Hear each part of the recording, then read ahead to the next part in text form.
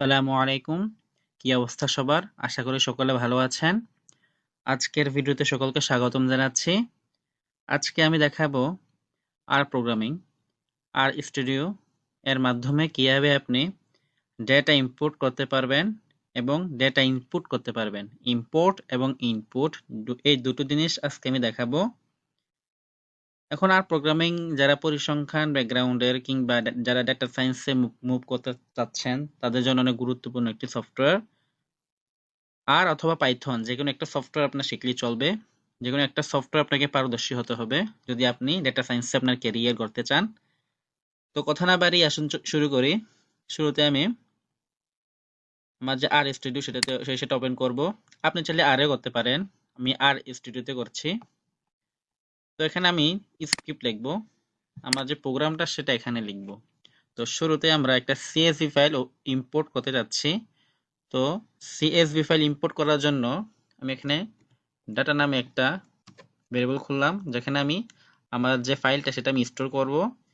তো শুরুতে লিখতে হবে read ডট সিএসভি। লেখার পর ব্র্যাকেটের ভিতরে ইনভার্টেড কমা। তো আপনার যে সিএসভি ফাইলটি আপনি ওপেন করতে চাচ্ছেন সেটার উপরে রাইট ক্লিক করে এটার মধ্যে যে লোকেশনটি আছে সেটা আপনাকে কপি করতে হবে।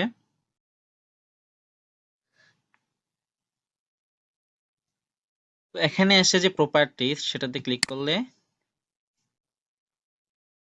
এই লোকেশনটা আমরা কপি করব।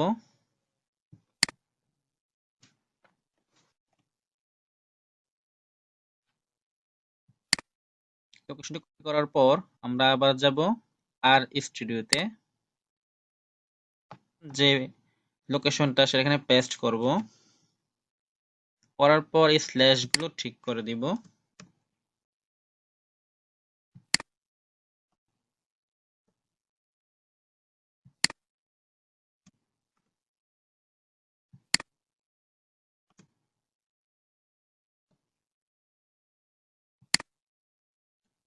আমার যে সিএসভি ফাইলটা সেটার নামটা এখানে লিখে দিব। এরপর ডট ফাইল এক্সটেনশন হিসেবে সিএসভি লিখব। এখন এর পরে যদি আপনার সিএসভি ফাইলের প্রথম যে রোটি সেটি যদি আপনার হেডার হয়, মানে ভেরিয়েবল নামগুলো যদি সেখানে থাকে, তাহলে আমরা এখানে হেডার হিসেবে ট্রু লিখব। যে হেডার ফাইল আছে কিনা এখানে লিখব ট্রু। টি লিখতে পারেন অথবা TRUE সেটা লিখতে পারেন, আপনার ইচ্ছা। ওকে, এরপর আমরা এখানে ডাটা যে ভেরিয়েবলটা সেটা এখানে রান করব। ওকে, এখানে একটা কমা দিতে হবে হেডারের আগে। কন্ট্রোল এন্টার চাপলে যে আমার ডেটাগুলো দেখুন চলে এসেছে। এর একটা ওয়ে, সেকেন্ড একটা ওয়ে দেখাবো। সেটা হচ্ছে যে read ডট সিএসভি না লিখে read ডট টেবল লিখলে চলে আসবে। ডাটা 1 লিখলাম, নতুন একটা ভেরিয়েবল নিব। আচ্ছা, নেওয়ার পর read ডট টেবল TABLE, আগে লিখেছিলাম সিএসভি, এখন লিখেছি TABLE টেবল, আগে মতো ব্র্যাকেট ইনভার্টেড কমা। এখানে যে আমরা লোকেশনটি কপি করেছিলাম সেটা পেস্ট করব। করার পর আগের মতোই যে আমাদের এখানে যে ফাইল স্ল্যাশ গুলো আছে সেগুলো ঠিক করে দিব।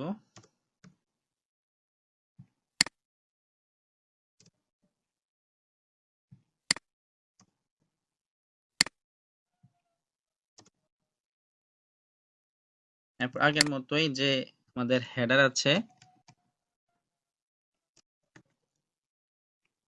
সে হেডার ট্রু লিখব। লেখার পর এখানে এক্সট্রা একটা জিনিস লিখতে হবে, সেটা হচ্ছে SEP সেপারেটেড বাই কমা। যেহেতু আমাদের CSV ফাইল, তাই আমাদের এখানে কমা লিমিটেড করা আছে, যেহেতু কমাটা আমি এখানে সেপারেটেড বাই কমা সেটা লিখে দিলাম। এখানে ফাইল নামটা লিখে দেই।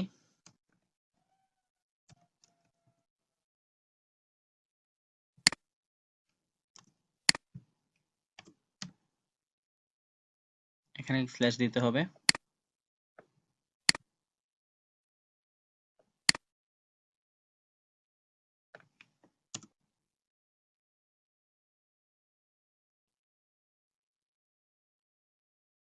দেখুন চলে এসেছে ডেটাগুলো। তো আমরা প্রথমে read ডট সিএসভি দিয়ে দেখলাম যে টেবিল আসে, এরপর দেখেছি read ডট টেবল, এটা দিয়ে দেখলাম যে ডাটা আসে। এখন আপনি চাচ্ছেন যে আপনি এরকম ঝামেলা জড়াতে চান না, অনেক ঝামেলা, লোকেশন কপি করতে হয়, এখানে পেস্ট করতে হয়, অনেক ঝুঁকি ঝামেলার কাজ। আপনি চাচ্ছেন যে যে আপনি কেন এখানে আপনি লোকেশন দিবেন, ওনারা আপনার কাছে লোকেশন চাইবে আর স্টুডিও আপনার কাছে লোকেশন চাইবে। সেটা সেটা করা যায়। সেটা করার জন্য আরেকটু নতুন একটা দিলাম, এটা 2। দেওয়ার পর এখানে আমাকে লিখতে হবে read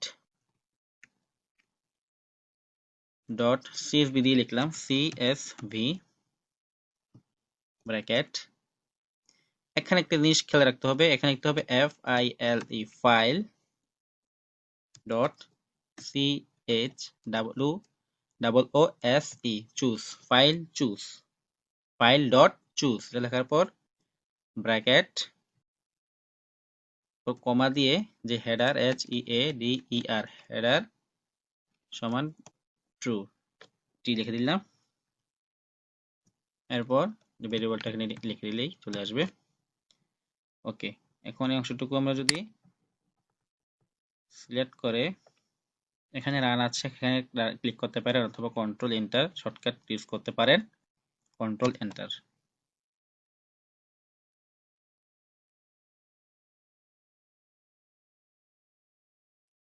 এই যে চলে এসেছে, একটা প্রম্পট হয়েছে যে তারা আপনার কাছে চাচ্ছে আপনি কোন ফাইলটি ওপেন করতে চাচ্ছেন। তো আপনি যেখানে যে ফাইলটি ওপেন করতে চাচ্ছেন সেখানে যাবেন। আমি ডেস্কটপে যাচ্ছি, যাওয়ার পর আমি যে ফাইলটি এখানে ওপেন করতে যাচ্ছি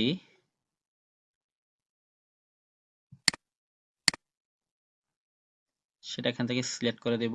আমি অটো এই ফাইলটিও চাচ্ছিলাম ওপেন করতে, জাস্ট ওপেনে ক্লিক করবেন, এটা চলে এসেছে। দেখছেন আমরা এখানে দেখলেন তো, এখানে আমরা 3 ভাবে আমরা এটা ইম্পোর্ট করতে পেরেছি। এখন আমরা যাচ্ছি যে ডেটা ইনপুট করব, কোনো ফাইল থেকে ডেটা আনবো না, আমরা নিজে সরাসরি অ্যারেতে ডেটা ইনপুট করব। তো এখানে অনেকগুলো ওয়ে আছে। প্রথম একটা ওয়ে হচ্ছে ভেরিয়েবল নিব,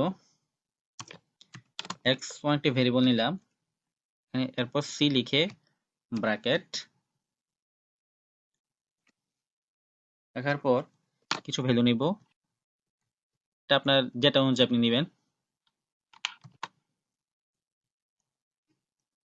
আরেকটি ভেরিয়েবল নিয়ে x2, ঠিক সেম ওয়েতে আপনি যে কোনো ডাটা নিতে পারেন, এভাবে ইনপুট করতে পারবেন। ওকে,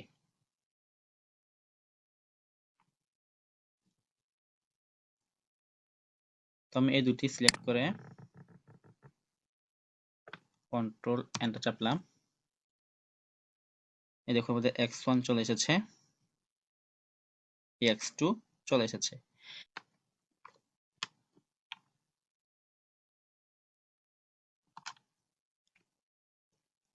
তো আমরা ডেটা 3 নামে একটা ভেরিয়েবল খুললাম, এখানে DATA data dot FRAME frame, data frame bracket, যে আপনার যে দুটি ভেরিয়েবল নিয়ে আপনি একটি বানাতে যাচ্ছেন, একটি ফাইল বানাতে যাচ্ছেন, সেই দুটো এখানে সিলেক্ট করবেন।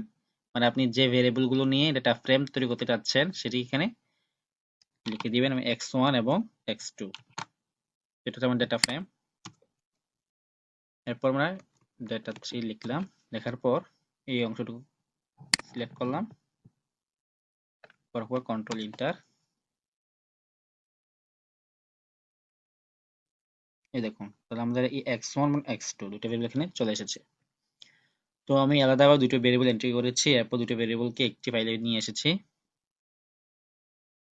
ওকে, এটা একটা ওয়ে ডেটা ইনপুট করার।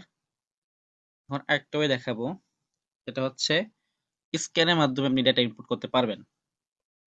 ধরুন আমি ডেটা ফটো একটা খুললাম, করার পর এখন SCAN স্ক্যান ব্র্যাকেট, আর কিছু লিখলাম না, স্ক্যান ব্র্যাকেট। এরপর এই এন্টারতে আমি আমার কার্সর রেখে কন্ট্রোল এন্টার।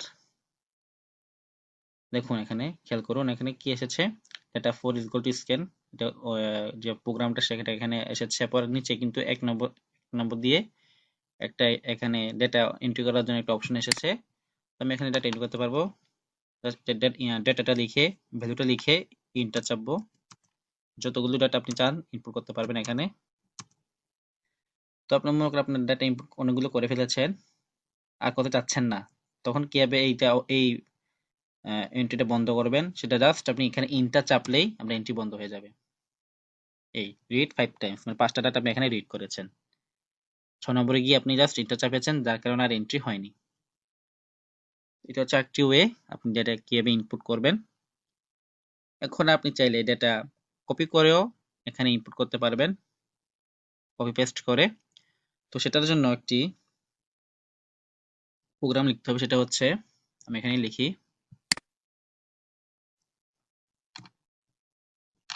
আমি এখানে আলাদা আলাদা লিখছি, আলাদা আলাদা দেখানোর জন্য।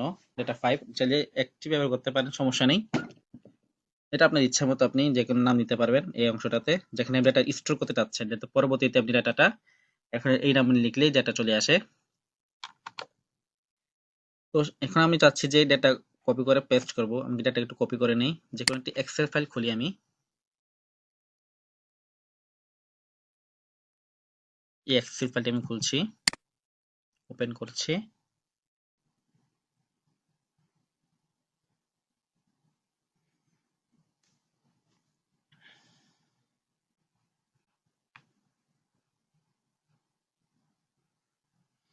ওকে, আমাদের এক্সেল ফাইলটি এখানে ওপেন হয়েছে।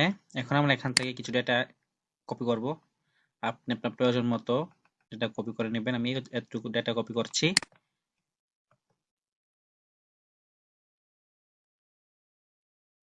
কপি করলাম। করার পর এখন আমি আবার যাব আমার যে আর স্টুডিও আছে সেখানে। আচ্ছা, এখানে আসলাম। আসার পর এখানে লিখতে হবে read ডট সিএসভি। আপনি চাইলে ট্যাবেও লিখতে পারবেন, তার ইচ্ছা। এখানে এসে এই কমার পরে লিখতে হবে clipboard, CLIP, clip POARD, clipboard. Clipboard লেখার পর এরপর লিখতে হবে কমা, এরপর লিখতে হবে হেডার ট্রু। আচ্ছা, যে ফলস লিখতে পারেন, ফলস লিখলে F। এরপর লিখবো হচ্ছে SEP, তারপর ব্র্যাকেট কমার ভিতরে স্ল্যাশ, ব্যাক স্ল্যাশের ভিতরে T।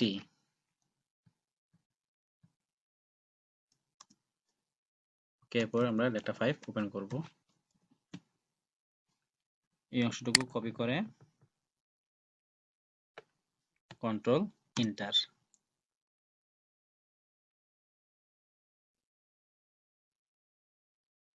দেখুন আমি যতটুকু ডেটা কপি করেছিলাম ঠিক ততটুকুই ডেটা এখানে পেস্ট হয়েছে। তো আমরা কপি পেস্ট করে ওখানে আমরা ডেটা এন্ট্রি করতে পারি। ওকে, একটা শেষ যে মেথড সেটা দেখাবো, সেটা হচ্ছে ডেটা এন্ট্রি। আপনি চাইলে আরেকভাবে ডেটা এন্ট্রি করতে পারবেন, সেটা হচ্ছে data dot entry, ENTRY। Data entry লিখে ব্র্যাকেট অথবা প্যারেনথেসিস বলা হয় এটাকে। আচ্ছা, লেখার পর এখানে আপনি এই বিভিন্ন ভেরিয়েবল এখানে লিখে দিতে পারবেন। যেমন এখানে লিখে দিলাম NAME, নেম, কমা, আবার AGEH, ভেরিয়েবল নামগুলো এখানে লিখে দিতে পারবেন। তারপর লিখে দিলাম হচ্ছে হাইট, HEIGST, হাইট। আপনি ইচ্ছা মতো আপনি প্রয়োজন অনুযায়ী এখানে ভেরিয়েবল লেখার পর এখানে লিখবেন কন্ট্রোল এন্টার। এই যে দেখুন একটা ডায়লগ বক্স চলে এসেছে, একটা ডেটা এডিটর চলে এসেছে। এখান থেকে আপনি এই যে নামগুলো লিখেছিলেন না এখানে ভেরিয়েবল নাম, সেটা এখানে এসেছে নেম, এজ এবং হাইট। তো এখান থেকে আমি আমার নেম গুলো দিলাম A,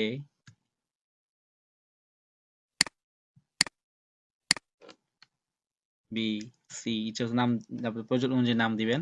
আপনার যা এখানে ইনপুট করা দরকার তাই ইনপুট করবেন। আমি আমার মতো করছি।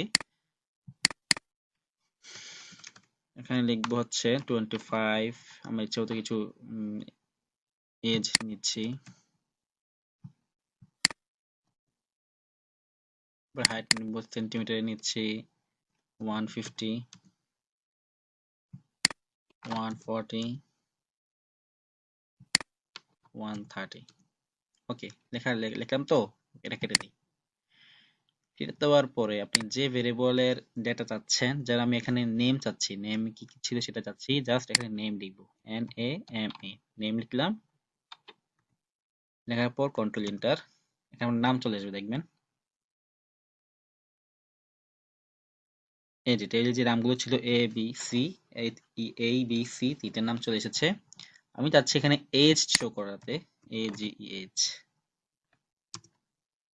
এই যে ডেটা আমি ইনপুট করেছিলাম সেই ডেটা এখানে শো করবে। এই যে 25, 56, 34 শো করেছে। আমি চাচ্ছি হাইট এখানে শো করতে, HEIGHT, হাইট। দেখুন এখানে আমার হাইট চলে আসবে। এই দেখুন আমার হাইট এখানে চলে এসেছে। তো এখন আমরা অনেকগুলো মেথড আলোচনা করলাম, যার মাধ্যমে আপনি খুব সহজে ডেটা ইম্পোর্ট করতে পারবেন এবং ইনপুট করতে পারবেন।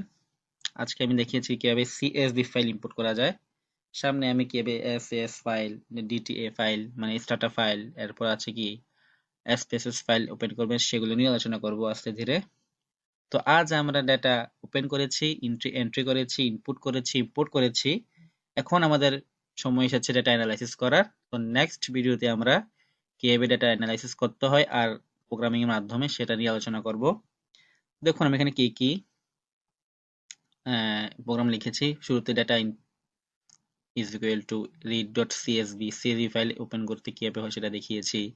এবার read.table ব্যবহার করে কিভাবে ডেটা ইম্পোর্ট করতে হয়, ইম্পোর্ট করতে হয় সেটা দেখিয়েছি।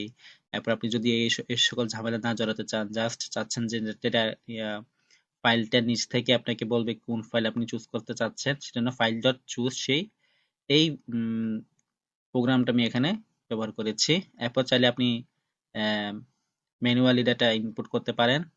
x1 x2 দুটো ভেরিয়েবল এখানে ইনপুট করেছি। আপনি চাচ্ছেন যে x1 x2 দুটো একটি ফাইলে রাখার জন্য, ডেটা ফ্রেম করার জন্য, সেজন্য ডেটা ডট ফ্রেম এই প্রোগ্রামটি এখানে ব্যবহার করেছি, যে ফাংশন সেটি ব্যবহার করেছি। এরপর আপনি চাচ্ছেন যে ডেটা স্ক্যান করার জন্য, ডেটা নিজ হাতে এখানে এন্ট্রি করার জন্য, সেটাও করতে পারবেন স্ক্যানের মাধ্যমে। এরপর আপনি চাইলে ডেটা কপি পেস্ট করতে পারবেন ক্লিপবোর্ডের মাধ্যমে। এরপর আপনি চাইলে ডেটা এন্ট্রি করতে পারেন একটা ডেটা এডিটরের মাধ্যমে, সেটাও আমি এখানে দেখিয়েছি। আরো অনেক ওয়ে আছে, আপনি যেটা আপনার কনভেনিয়েন্ট মনে হয়, আপনার যেটা প্রয়োজন মনে হয়, সে প্রয়োজন অনুযায়ী আপনি আপনার ডেটা ধরন অনুযায়ী, ইচ্ছা অনুযায়ী আপনি কাজ করতে পারেন খুব সহজে, অনেক সহজ। আপনি চাইলে এগুলো করতে পারেন। তো আজ আমরা ডাটা এন্ট্রি পর্যন্ত রাখলাম। নেক্সট ভিডিওতে আমরা দেখাবো কিভাবে আর প্রোগ্রামিং এর মাধ্যমে আর সফটওয়্যারের মাধ্যমে কিভাবে ডেটা অ্যানালাইসিস করা যায়, কিভাবে ডেসক্রিপটিভ স্ট্যাটিস্টিক্স বের করা যায়, লিনিয়ার রিগ্রেশন বের করা যায়, ক্রস স্টেপ বের করা যায়। এখন আমরা নেক্সট টাইম সিরিজ অ্যানালাইসিসও করব। অনেক কিছুই করা যায় আসলে, যার অনেক প্রোগ্রাম প্যাকেজ রয়েছে এই আর এর মাধ্যমে। অনেক কনভেনিয়েন্ট একটা সফটওয়্যার। তো অনেকেই আর প্রেফার করে, অনেকেই পাইথন প্রেফার করে। আমি ইনশাল্লাহ সামনে পাইথন নিয়েও একটা প্লেলিস্ট তৈরি করব। ততদিন পর্যন্ত সকলে ভালো থাকুন, সুস্থ থাকুন। আল্লাহ হাফেজ। আসসালামু আলাইকুম।